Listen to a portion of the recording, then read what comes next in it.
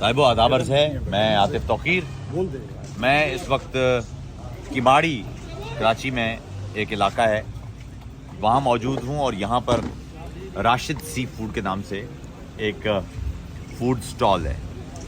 मछली आप पूरी दुनिया में खाते हैं, आप पाकिस्तान में हो या बैरून मुल्क, मछली आपको मिलती है।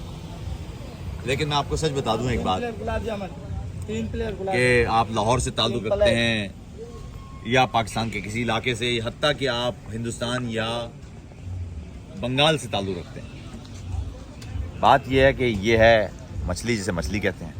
इसके अलावा जो भी मछली है और जहाँ की भी है वो फ्रॉड है। मतलब मछली पकड़ी जिसमें कांटा हो, तो करना मछली वो एक नजरिए से वो आपको, अब इसमें तो कांटे है ही नहीं, इसमें तो मुश्किल आप फिर दो मछली